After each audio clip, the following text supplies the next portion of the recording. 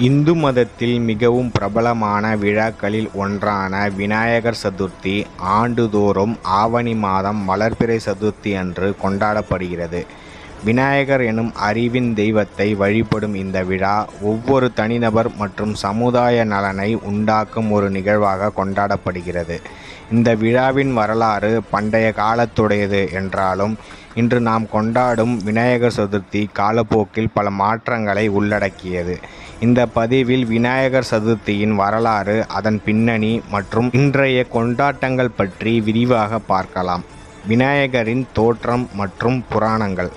விநாயகரின் தோற்றம் பற்றி பல்வேறு புராண கதைகள் உள்ளன. அதில் மிகவும் பிரபலமான கதை பார்வதி தேவி செய்த களிமண் சிற்பத்தால் உருவான ஒரு சிறுவன் விநாயகராக உருவாக்கியதை பற்றியது. ஒருமுறை பார்வதி தேவி களிமண் கொண்டு ஒரு சிற்பத்தை வடித்தார். அது பார்ப்பதற்கு மிகவும் அழகாக இருந்ததால் அதற்கு உயிர் கொடுத்து தன் பிள்ளையாக மாற்றினார். அந்த சிற்பம் செய்யும் போது கையில் களிமண் பட்டுவிட்டதால் தன் பிள்ளையிடம் யாரையும் உள்ளே அனுமதிக்க வேண்டாம் என்று சொல்லிவிட்டு குளிக்கச் சென்றார் பார்வதி. அப்போது சிவபெருமான் உள்ளே நுழைய முயற்சித்த போது சிறுவன் சிவபெருமானை தடுக்கவே கோபமுற்ற சிவபெருமான் சிறுவனின் தலையை துண்டித்தார். பின்னர் பார்வதி தேவி வந்து நடந்ததை கூறி சிறுவனுக்கு இன்னொரு தலையை ஏற்பாடு செய்யும்படி கட்டளையிட்டார். சிவபெருமானும் தன் பக்தர்களிடம் அவர்கள் முதலில் பார்க்கும் ஜீவராசியின் தலையை எடுத்து வரும்படி கூறினார். அவர்கள் முதலில் பார்த்த யானையின் தலையை எடுத்து வந்து சிறுவனின் உடலில் பொருத்தினார்கள். இவ்வாறுதான் விநாயகருக்கு யானை முகம் கிடைத்தது. விநாயகர் சதுர்த்தியின் வரலாறு. விநாயகர் சதுர்த்தி கொண்டாட்டத்தின் வரலாறு மிகவும் நீண்டது. இது மராட்டிய மன்னன் சத்ரபதி சிவாஜி காலத்தில் இருந்தே கொண்டாடப்பட்டு வந்தாலும் பாலகங்காதர திலகர் இதை ஒரு தேசிய விழாவாக மாற்றியமைத்தார். இவர் பிரிட்டிஷ் ஆட்சியின் போது தேசிய உணர்வை வளர்ப்பதற்காக இந்த விழாவை பயன்படுத்தினார். அவர் விநாயகர் சதுர்த்தியை ஒரு சமூக நிகழ்வாக மாற்றி மக்களை ஒன்று திரட்டினார். விநாயகர் சதுர்த்தி என்பது வெறும் மத விழா மட்டுமல்ல, இது ஒரு சமூக ஒருமைப்பாடு, கலாச்சார பரிமாற்றம் மற்றும் சமூக சேவை ஆகியவற்றை ஊக்குவிக்கும் ஒரு நிகழ்வாகும். இந்த விழாவின் போது மக்கள் தங்கள் வீடுகளில், பொது இடங்களில் விநாயகர் சிலையை நிறுவி வழிபடுவார்கள். விழாவின் கடைசி நாளில் சிலைகள் ஊர்வலமாக எடுத்துச் செல்லப்பட்டு நீர்நிலைகளில் கரைக்கப்படும். இந்த நிகழ்வு இயற்கையுடன் நமது தொடர்பை நினைவுபடுத்துகிறது.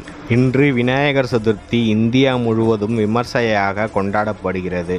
விழாவின் போது பல்வேறு கலை நிகழ்ச்சிகள், கொண்டாட்டங்கள், சமூக சேவை நடவடிக்கைகள் ஏற்பாடு செய்யப்படுகின்றன. விநாயகர் சிலைகள் பல்வேறு அளவுகளில், வடிவங்களில் தயாரிக்கப்படுகின்றன. சிலைகள் பொதுவாக சுற்றுச்சூழலுக்கு உகந்த பொருட்களாலேயே தயாரிக்கப்படுகின்றன. அவை இயற்கை அமைப்புக்கு எவ்விதமான பாதிப்பும் ஏற்படுத்தாத வகையில் தயாரிக்கப்படுகின்றன. பிள்ளையார் அல்லது விநாயகர் இந்து சமய கடவுள்களில் பெரும்பாலானோரால் வழிபடும் முதன்மை கடவுள். விநாயகர் வழிபாடு இந்தியாவிலும் நேபாளத்திலும் முழுவதாக காணப்படுகிறது. இவர் கணபதி, ஆனைமுகன் என பல்வேறு பெயர்களில் அழைக்கப்படுகின்றார். விநாயகரை முழுமுதற் கடவுளாக வழிபடும் சமயம் காணாதிபத்தியம் என்றழைக்கப்படுகிறது. இந்த காணாதிபத்தியம் பின்பு சைவ சமயத்தோடும் வைணவ சமயத்தோடும் ஒன்றிணைந்து வைணவர்கள் விநாயகரை தும்பிக்கை ஆழ்வார் என்று அழைப்பார்கள். இவர் கணங்களின் அதிபதி என்பதால் கணபதி என்றும், யானையின் முகத்தை கொண்டிருப்பதால் யானைமுகன் என்றும் அழைக்கப்படுகிறார். விநாயகரின் வேறு பெயர்கள். கணபதி கணங்களுக்கு அதிபதி, பூத கணங்களுக்கெல்லாம் அதிபதியாக இருப்பதால் கணபதி என்று அழைக்கப்படுகிறார்.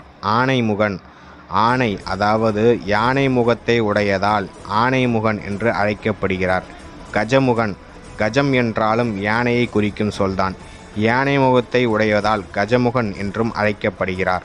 விக்னேஸ்வரன், விக்னங்களை தீர்க்கும் ஈஸ்வரன், அதாவது அறத்தின் வழியில் வாழ்பவர்களின் பிரச்சனைகளை தீர்க்கும் கடவுள். பிள்ளையாரை வணங்கி செயலை தொடங்கினால் தன்னம்பிக்கையுடன் வெற்றிகரமாக எதிர்பார்த்த பலனுடன் செவ்வனே செய்து முடிக்கலாம் என்பது நம்பிக்கை. காணபத்தியம், இந்து மதத்தினுள் உள்வாங்கப்பட்ட சமயமான காணபத்தியம் எனும் பிரிவு விநாயகரை மையப்படுத்திய சமயம்.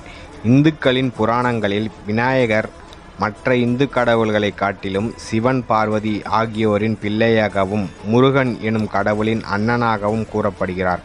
இக்கடவுளின் வாகனம் மூஞ்சூறு. கணேச புராணம் கிரேத திரேத துவாபர கலி ஆகிய 4 யுகங்களிலும் 4 அவதாரங்களாக அவதரிப்பார் என்று கூறப்படுகிறது. கிரேதா யுகம் காசியப்ப முனிவருக்கும் அதிதி தேவிக்கும் பிள்ளையாக அவதரித்து அசுரர்களை அழித்து தர்மத்தை நிலைநாட்டினார். கிரேதா யுகத்தில் அவதரித்த பிள்ளையாரின் திருநாமம் மகாகடர். திரேதா யுகத்தில் அம்பிகை பார்வதியின் பிள்ளையாக அவதரித்து அழகான மிகப்பெரிய மயிலை தம் குழந்தை பருவத்தில் பிடித்து விளையாடியதால் மயூரேசர் என்ற திருநாமம் அவருக்கு வழங்கப்பட்டது. துவாபர யுகத்தில் கஜானன் என்ற திருநாமத்துடன் அவதரித்து பராசர மகரிஷி மற்றும் பராசர மகரிஷியின் தேவி வஸ்தலாவால் சிறப்பாக வளர்க்கப்பட்டார். கலியுகத்தில் சிவபெருமானுக்கும் அம்பிகை பார்வதி தேவிக்கும் குழந்தையாக அவதரித்து அதர்மம் செய்தவரின் செயல்களில் தடங்கல்களையும் தர்ம நெறியில் இருப்பவர்களுக்கு இன்னல்களை போக்கியும் வருவதாக கணேச புராணம் கூறுகின்றது. விநாயகர் பிறப்பு பற்றி பல்வேறு கதைகள் இருந்தாலும் சிவாமக புராணத்தில் உள்ள கதைகள் பரவலாக அறியப்படுகிறது. அதன்படி முற்காலத்தில் யானை முகம் கொண்ட கஜாசுரன் என்ற அசுரன் சிவபெருமானை நோக்கி பல வருடங்கள் கடும் தவம் புரிந்தான். அவரது தவத்தை கண்டு மகிழ்ந்த சிவபெருமான் அவனுக்கு காட்சியளித்து வேண்டிய வரம் கேட்குமாறு கூறினார். அதற்கு கஜாசுரன் தன் வயிற்றில் சிவபெருமான் லிங்க வடிவில் தங்கியிருக்க வேண்டும் என்று வரம் கேட்டார். இதை அறிந்து கலக்கமடைந்த பார்வதி தேவி தன் அண்ணன் விஷ்ணுவிடம் உதவி கோரினார். பிறகு விஷ்ணு மற்றும் நந்தி ஆகிய இருவரும் தெருக்கூத்து நடத்துபவர்கள் போல உருவம் கொண்டு கஜாசுரனின் அரண்மனைக்கு வந்தன. நந்தியின் நடனத்தை கண்டு மகிழ்ந்த கஜாசுரன் அவன் வேண்டுவதை அளிப்பதாக வாக்களித்தான். அதற்கு நந்தி அவனிடம் சிவபெருமானை விடுவிக்குமாறு கேட்டார். கஜாசுரனும் தான் கொடுத்த வாக்கின்படி சிவபெருமானை விடுவித்தான். அவன் சிவபெருமானை நோக்கி பிரபஞ்சத்தில் தான் நினைவு என்றும் அழியாமல் நிலைக்க வேண்டும் என்று வேண்டுகிறான். அதை ஏற்றுக்கொண்ட சிவபெருமான் கஜாசுரனின் யானை தலையை கொய்து அவரின் பிறப்பு மற்றும் இறப்பு சுழற்சியிலிருந்து விடுவிக்கிறார். மேலும் அவனது யானை தோலை உடுத்தி கொண்டு கஜசம்ஹார மூர்த்தியாக காட்சியளித்தார். பிறகு சிவபெருமான் தன் வாகனமான நந்தியில் அமர்ந்து கொண்டு கைலாயம் வருகிறார். சிவபெருமான் கைலாயம் வந்து கொண்டிருப்பதை அறிந்து மகிழ்ந்த பார்வதி அவரை வரவேற்கும் முன் தயாராக நினைத்தார். ஆனால் அப்போது நந்தி இல்லாததால் அங்கு வாயிற்காவலர் யாரும் இல்லை. எனவே பார்வதி தாம் குளிக்கும் முன் செல்லும் போது மஞ்சள் விழுதினால் ஒரு சிறுவனை செய்து அதற்கு உயிர் கொடுத்தார். அவனுக்கு விக்னங்களை தீர்ப்பவன் என்று பொருளில் விநாயகர் என்று பெயர் சூட்டினார். மேலும் தான் தயாராகி வரும் வரை ஒருவரையும் உள்ளே அனுமதிக்க வேண்டாம் என்று விநாயகருக்கு கட்டளையிட்டார். விநாயகரும் அவ்வாறே செய்வதாக வாக்களித்தார். பிறகு கைலாயம் வந்தடைந்த சிவபெருமானை விநாயகர் உள்ளே செல்ல அனுமதிக்கவில்லை. இதனால் கோபமடைந்த சிவபெருமான் தன் திருசூலத்தால் விநாயகரின் தலையை கொய்தார். பிறகு நடந்ததை அறிந்து கோபம் கொண்ட பார்வதி பிரபஞ்சத்தையே அழிக்க முடிவெடுத்தார். அவ்வாறு செய்ய வேண்டாம் என்று பிரம்மதேவர் வேண்டிக் கொண்டார். அதற்கு பார்வதி விநாயகரை உயிர்த்தெழ செய்ய வேண்டும் மற்றும் விநாயகரையே அனைவரும் முழுமுதற் கடவுளாக வணங்க வேண்டும் என்று 2 நிபந்தனைகள் விதித்தார். அதை ஏற்றுக்கொண்ட சிவபெருமான் வடக்கில் தலை வைத்து இறந்த நிலையில் படுத்திருக்குமாறு முதலில் தென்படும் உயிரினத்தின் தலையை கொய்து எடுத்து வருமாறு சிவகணங்களை அனுப்பினார். அதன்படி சிவகணங்கள் கஜாசுரனின் தலையுடன் திரும்பி வந்தன. அதை விநாயகரின் உடலில் பொருத்தினார் பிரம்மதேவர். பிறகு விநாயகருக்கு உயிரளித்தார் சிவபெருமான். அவனுக்கு முழுமுதற் கடவுள் என்ற பட்டத்தையும் கணங்களுக்கு அதிபதி என்பதால் கணபதி என்றும் பெயர் வழங்கினார் சிவபெருமான். விநாயகரின் அம்சங்கள் 5 கரங்கள். பிள்ளையாரின் ஒரு கை பாசத்தை ஏந்தியுள்ளது, அது படைத்தலை குறிக்கிறது. எனவே இவரே பிரம்மாவாகிறார். தந்தம் ஏந்திய கை காத்தலை குறிக்கிறது. எனவே இவரே மகாவிஷ்ணு ஆகிறார். துதிக்கை அனுகிரகத்தை செய்கிறது. அங்குசம் ஏந்திய கை அழித்தலை குறிக்கிறது. எனவே இவரே ருத்ரனாகிறார். மோதகம் ஏந்திய கை அருளை குறிக்கிறது. எனவே இவரே சர்வசக்தி படைத்த பரமேஸ்வரனாகிறார். கொம்புகள் மகாபாரதத்தை எழுதுவதற்காக தமது கொம்பையே ஒடித்தது வெளித்தோற்றத்தை விட அறிவுக்கு முன்னுரிமை தர வேண்டும் என்பதை உணர்த்துவதற்காக கூறப்படுகிறது. தாழ் செவி. விநாயகரின் முரம் போன்ற பெரிய காதுகள் செவியில் விழும் செய்திகளை சலித்து நல்லவற்றை மட்டுமே தேர்ந்து வைத்து கெட்டதை நீக்க வேண்டும் என்று கூறுகிறது. தமிழ்நாட்டில் விநாயகரின் சிறப்பு எங்கு பார்த்தாலும் பிள்ளையார் கோயில் இருப்பதேயாகும். கோயில் என்று பெயர் வைத்து கூரையும் விமானமும் போட்டு கட்டடம் எழுப்ப வேண்டும் என்று கூட இல்லாமல் அரச மரத்தடி, குளக்கரை, முச்சந்தி, நாற்சந்தி, தெருமுனை என வானம் பார்க்க அமர்ந்திருக்கும் ஒரே சுவாமி பிள்ளையார்தான். அறிவு ஞானத்திற்கான கடவுளாகவும் எந்த விஷயத்தை முதலில் செய்தாலும் விநாயகரை வணங்கி செய்ய வேண்டும் என்ற ஐதீகமும் இன்று வரை தொடர்கின்றது. இந்த பண்டிகை ஒவ்வொரு மாநிலத்திலும் ஒவ்வொரு விதமாக கொண்டாடப்படுகிறது.